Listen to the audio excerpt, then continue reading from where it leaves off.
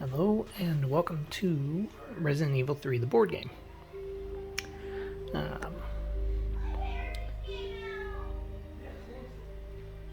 Game recently came out, and even though I am going to be playing it with a 4-player group with my friends later on, I wasn't sure when that was going to happen, so I figured we'd start off doing a solo run.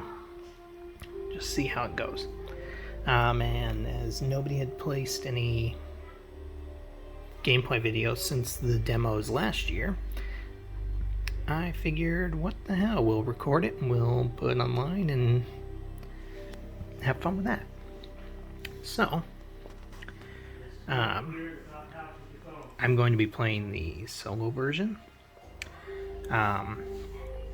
which has a few different rules where instead of going unconscious from automatic unconscious knocking attacks, you go to danger the first time, or anytime those hit, and the item storage box between the campaign goes from 8 item slots to 24. And bosses have 10 less health. I think that was everything that was different between the two different versions. Also, the game doesn't automatically end. The campaign doesn't automatically end as long as you've still got other characters in the character pool, which right now I'm just playing with the initial 4, starting off as Jill. Gonna try and play Jill as much as possible for it, just for realism to the game. But I do also have the starting characters Carlos, Mikhail, and Nikolai. And I'm sure if everything works out nicely, I'll have other characters along the way through.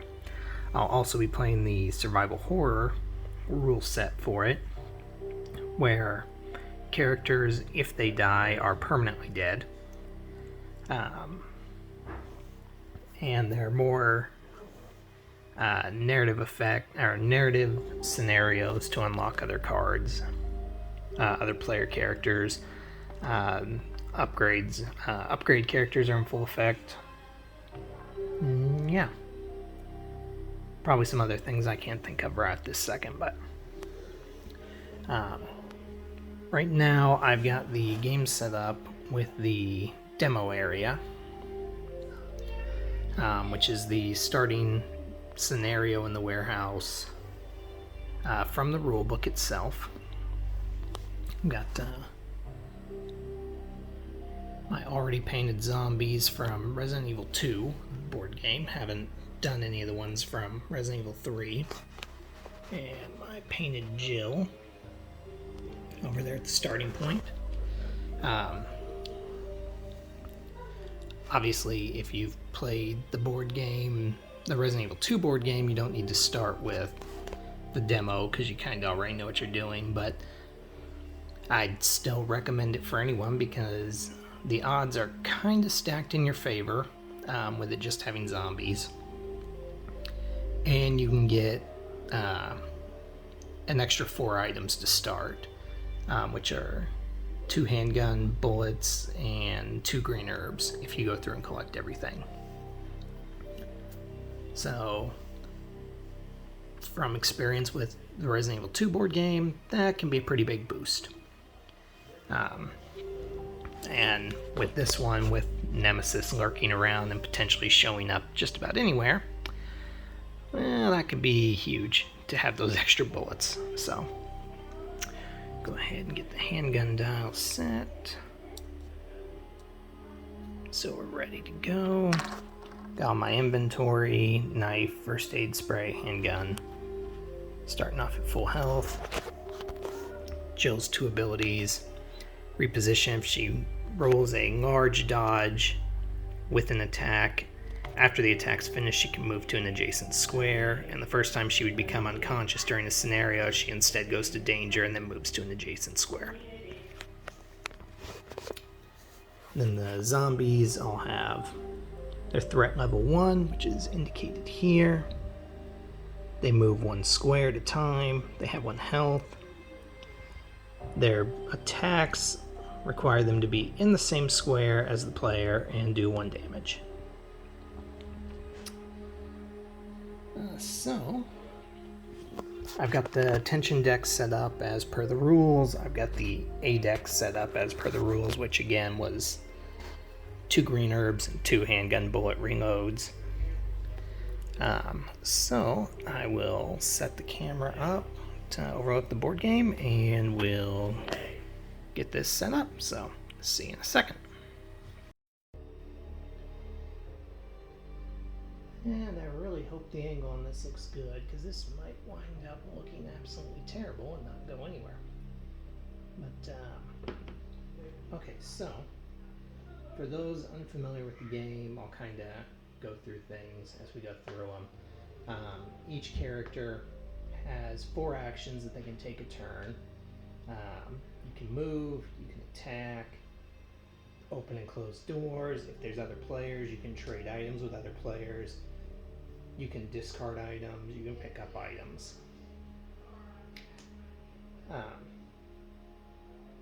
You can do any 4 of them, you can do them any amount of times that you wish.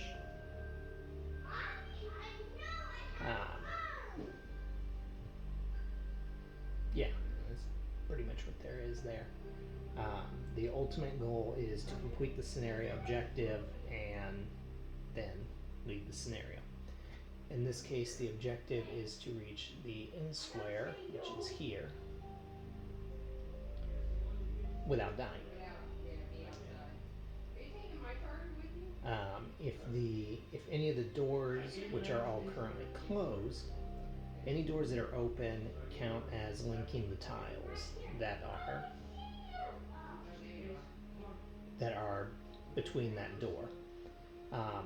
If you've got linked tiles, you can potentially have every room in the map opened up and linked. Each time you attack, when there's linked tiles and there's enemies on those linked tiles, they will move closer to the person who attacked. Even if they're on the complete other side of the map, they'll still move out there. So managing doors is important, as well as managing other resources. So let's get to it. So move Jill 1, open the door for 2. There's a zombie right there. I've got a handgun and a knife. Handgun, I can shoot at anyone in line of sight. It's got 1 blue die, which is this one. If it gets that symbol, then it pushes the enemy 1 square, or however many of that symbol you roll. The pistol, if it gets that, does 1 damage. This is a small evade, which is good against any single enemy, any single small enemy. This is a medium evade, which is good for medium-sized tokens. Their size is based on the actual base. You'll notice with this guy, he's just got the little 1 base there. You can fit 4 small enemies there, 2 medium and 2 small, or 1 large. 2 medium for 1 square, 2 medium and 2 small for 1 square, 1 large, or 4 small. Items on the ground count as an inventory, or as a square spot. Characters count as a square spot. You can only ever have that max. And then this is the large evade, which will let you pretty much dodge anything unless something says that it can't be dodged. And in the case of Jill, if I roll that during an attack, I get to move to an adjacent square as well. So I also have the knife, which can attack anything up to 1 square away from me. And it has the same as the handgun. It's got push on the regular symbol, and then 1 damage. Oh, and I forgot, the handgun also has, I believe it's burst, which which is this symbol there at the bottom there. I'm gonna make sure for a fact that's burst, but I believe that was what it was. Where you can choose to spend up to 3 bullets, and each bullet that you spend on the attack, okay, it's rapid fire. So for each attack you make with a gun, you have to spend 1 bullet. Obviously, you're shooting at something. If it's a rapid fire weapon, you can choose to spend up to 2 additional bullets to get 2 more dice. So it starts off as a 1 blue die weapon. You can make it up to a 3 die weapon. But it can still miss at the most inopportune times. So I think right at this moment, because the zombie can't attack me yet, if I miss my attack, it will move into my square. And I could just try and run past it, but with 2 actions left, it'd catch up with me anyway. So let's go ahead and just try to stab it with the knife.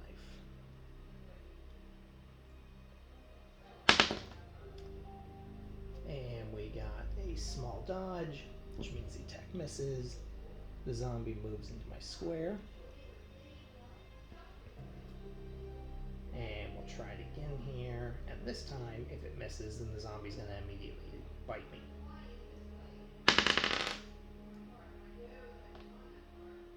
And that was 1 damage, so the zombie is dead. And that was my 4th action, so that's the end of my turn. So now you draw a tension card, which changes up the game. It can spawn more enemies, it can cause effects in there, or everything can be alright. For this one, we got all clear, which are the best cards generally you can get. So we got all clear, so nothing happens. So 1, 2, 3 to pick up that item card, which is green herb, wherever the camera's at. Green herb can be used to heal this character or another character in the same or an adjacent square by 1 health level. Herbs can also be combined, which allows you to basically stack them as 1 item to increase their healing effects. So take them off. So that's 2, 3, 4. Draw a tension card. Another all clear. 1, 2. And this is where things are going to start to get interesting. So because of the corner, I can't draw line of sight to him yet. I've actually got to go in, so I'll only get 1 attack here. 3. And we're going to use our handgun. It's 2 zombies. I'm only going to take 1 shot right now, so lower that down to 14 from 15.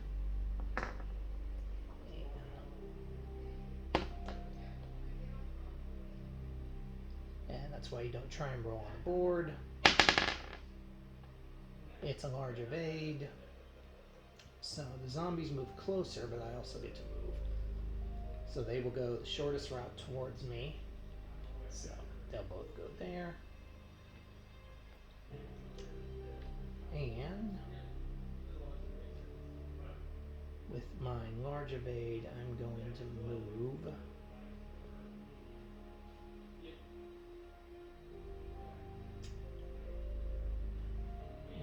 here. Now because both the zombies are still alive, I'll draw a tension card first.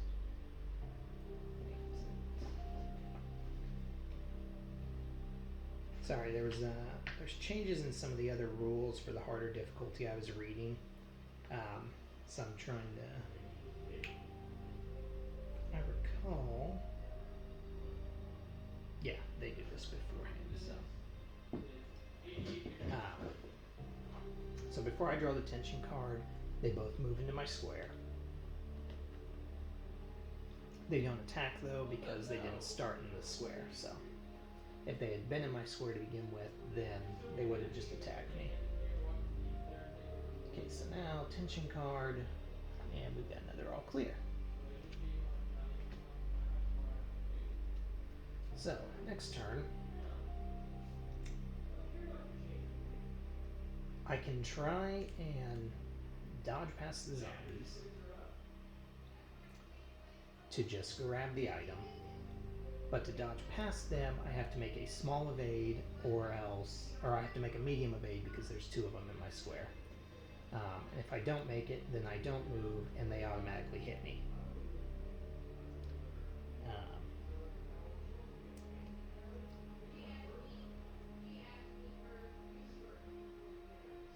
But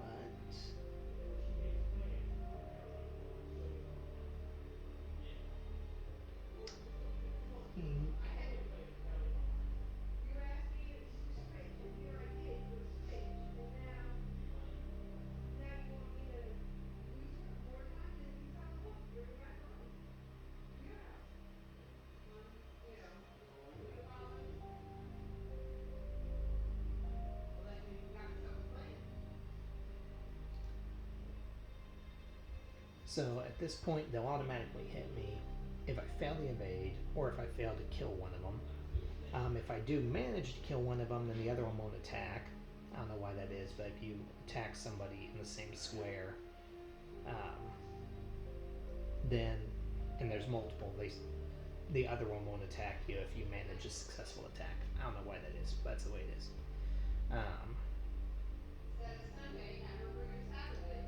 So,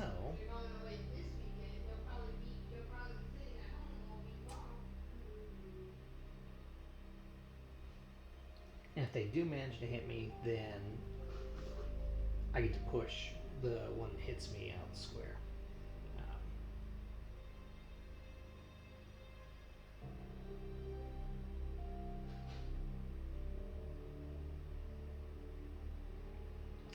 So, let's go ahead.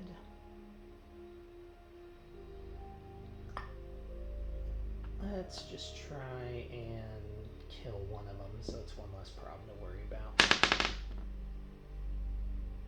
That's a medium evade, which means I didn't manage the attack. I take 1 damage. And I push him away.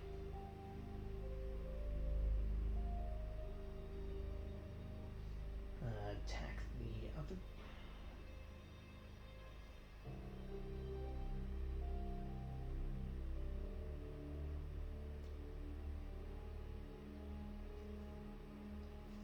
Yeah, I'll attack the other one.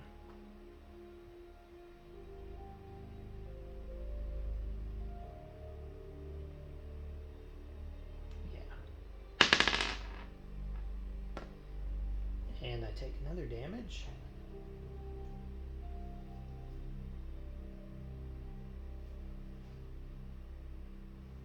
Let me see here real quick. Yeah. So, he gets pushed, but because I attacked and failed, the other one moves back in. And that was my 4th action, so it's now the enemy's turn.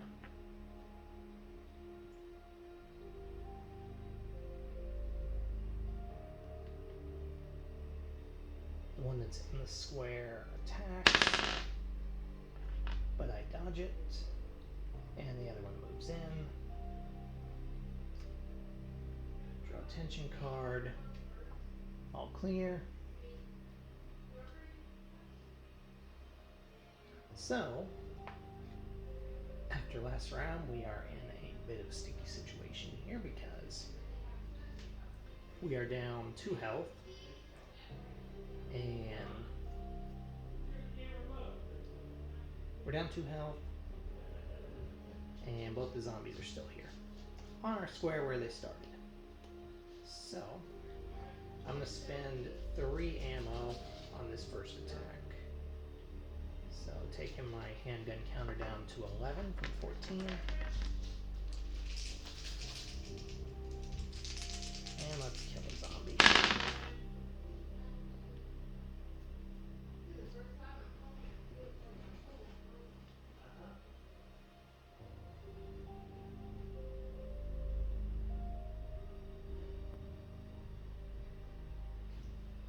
Okay, so I rolled a small evade, a push,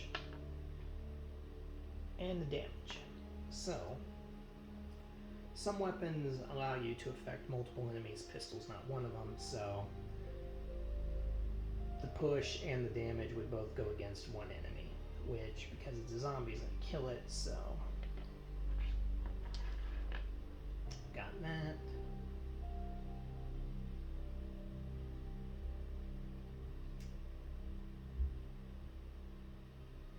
And 11 shots. I need to kill 3 more. Yeah, I'm going to go ahead and use another 3 on this guy. So taking it down to 8.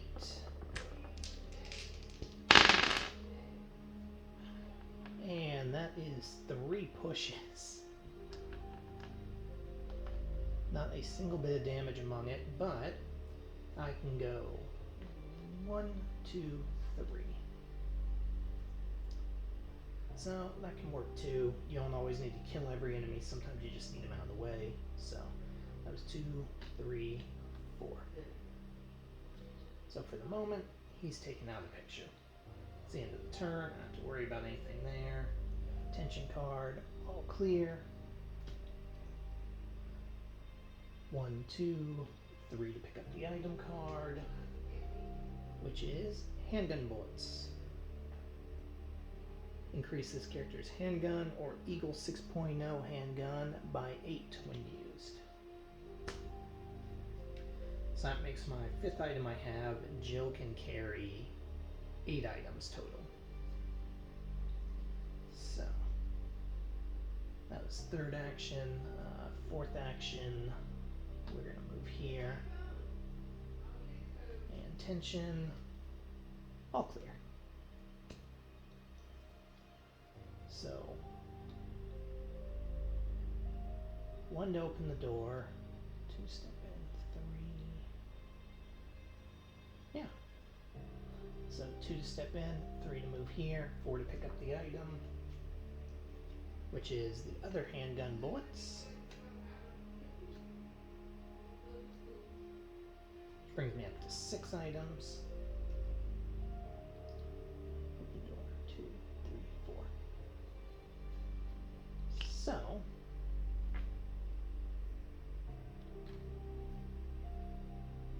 reaction turn, zombie moves into my square. Draw tension card. All clear.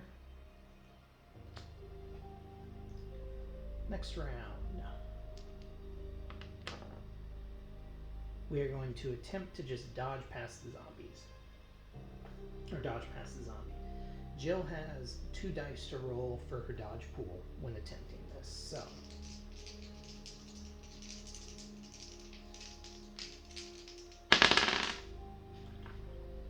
alright, we got a push and a large dodge. If it was an attack, it would let me get an extra square, but it doesn't work when just going past, so no worry from him. So that's 1, 2, 3, 4. End of the turn. All clear. So next round, 1, open the door. 2 to step in.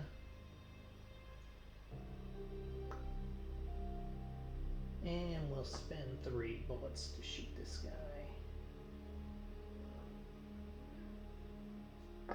So we're down to 5 bullets for the handgun.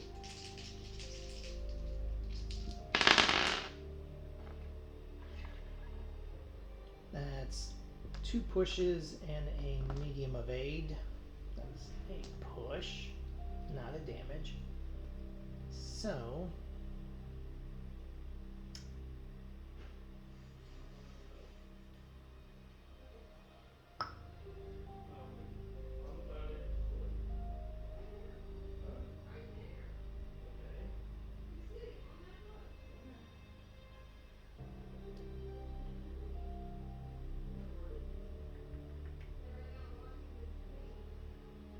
yeah, we're going to push him there. So that was action 2, 3, 4. He's going to move there.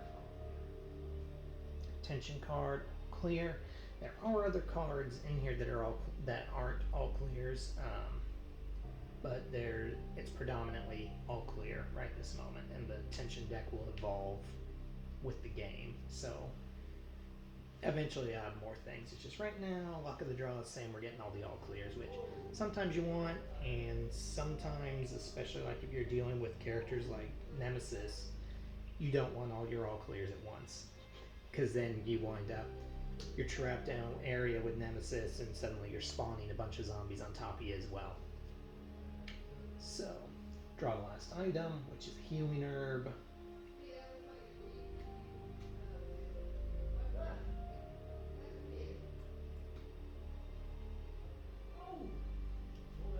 So, right now, we got 7 items. So that was 1, 2, 3, 4. Zombies gonna do that. All clear. And I would worry about the zombie, but we're about to get out of here. We got straight shots, so 1, 2, 3, 4, and the turn on the exit tile, and we've completed this scenario. Easy peasy, killed 2 zombies, took 2 damage. So, at the end of a scenario, your handgun ammo automatically goes back to full. If I had any special weapons like shotgun or anything, I recall they go back up by 2. But you can also use ammunition items that you have. Heal each character by 2 levels, so Jill is back up at full. Discard any scenario items, there aren't any here. Shuffle any discarded item A cards into the item A deck. We don't have any yet. If there are no first aid sprays in any character's inventory, place first aid spray from the starting item cards in the item box. We still have our first aid spray. Shuffle tension deck, draw, and discard piles together to refresh it.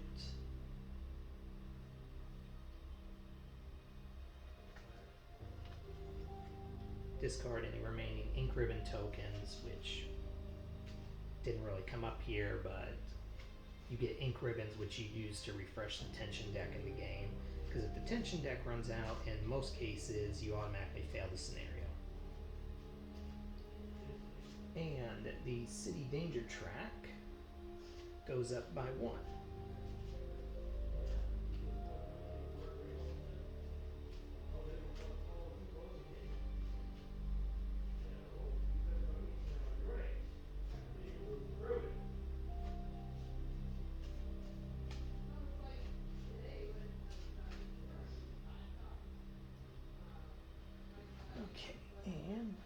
Okay, so as I said, the city danger track goes up by 1. That's this over here.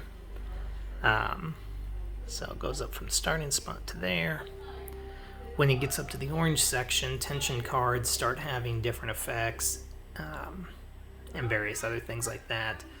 When it gets up to the red section, same thing happens, even more effects, and if it hits the very end of it and would go up 1 more, you automatically lose. So in the campaign, we're going to go from here to Downtown 1, which is technically the first mission of the campaign, although you can play Downtown 1, Uptown 1, or Commercial 1 starting off. Game recommends Downtown 1. I'm not going to go against that. So I will go ahead and I'm going to put one of the handgun bullets in the item box over here, which is also where I've got my characters stacked.